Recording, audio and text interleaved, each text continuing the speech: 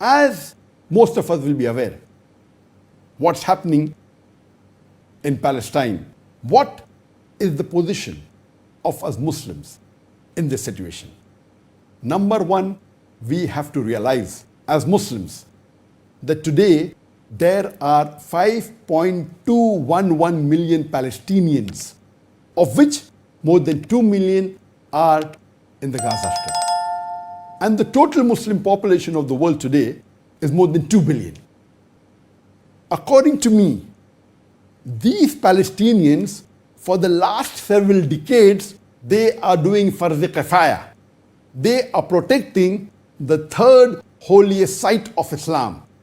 They are protecting the Masjid al-Aqsa. What they are doing is farz kifaya. It's the duty of every Muslim. If they were not there, it would have been our duty to protect it. So what they are doing is they are risking their life. The Palestinians, they are doing farz kifaya on behalf of the Muslim Ummah. Today the Muslim Ummah are more than 25% of the world population.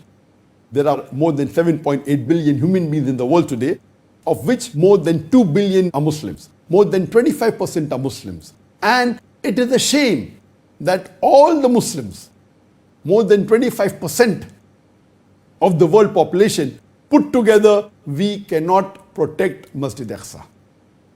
So number one, these Palestinians are doing farz kifaya by protecting the third holiest mosque, the third holiest site of Islam. What should we Muslims do? Time will not permit me to speak for long. I will just mention a few important points in brief. I will mention 13 points in brief what the Muslims should do, of which the first 7 any Muslim can do and should do, and the remaining all will not be possible, but those who Allah has given the position they can do. Number one, the least that any Muslim can do and should do is do du'as for the Palestinians and for Masjid al-Aqsa. I feel it is a fard for every Muslim that they should pray for our Palestinian brothers and sisters. We should pray for their safety. We should pray for the victory. We should pray that may Allah give them sabr. We should pray that those Palestinians who have been martyred, Allah should give them the highest level in Jannat al-Firdaus. And my suggestion would be, the best time to pray for our Palestinian brothers would be in Tahajjud. Because Allah subhanahu wa ta'ala descends in the last 1/3 of night. And if you do dua in sujood, in the Tahajjud salah, that would be the best. Those of us Muslims who regularly get up for Tahajjud, they should pray. And those who are not used to getting up, at least this can be an excuse or an initiative for you to see to it that you get up in the last 1/3 of night and pray Tahajjud salah to Allah subhanahu wa ta'ala. And in that salah, in sujood, you make du'as for our Palestinian brothers and sisters, for their safety, for their security, for their sabr, for their victory, to grant Jannah to those who have been martyred.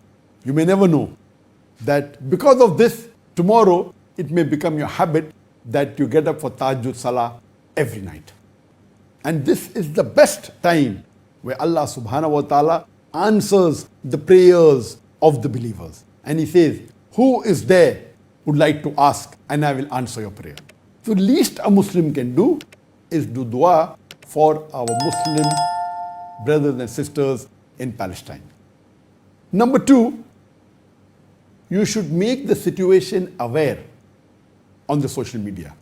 The atrocities that are done by the Israelis on the Palestinians, the violation of human rights, the violation of the international law that is being done.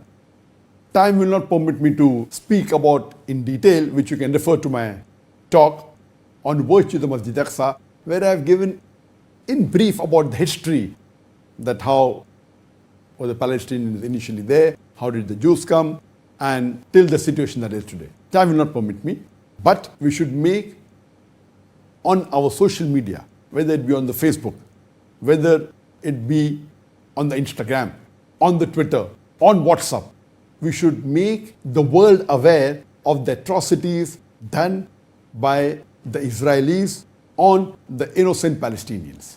Number three, we should spread the literature, whether it be pamphlets, whether it be books, whether it be e-books, on this issue so that the world is aware of what is happening in Palestine. Number four, we should make publicity, whether on billboards, whether on buildings, hoardings, whether it be on buses, on different venues, so that you make the people aware in your locality, in your city, in your country about the atrocities done on our Palestinian brothers and sisters by the Israeli forces. Number five, there should be peaceful protests all over the world by the Muslims. But see to it that these protests are peaceful.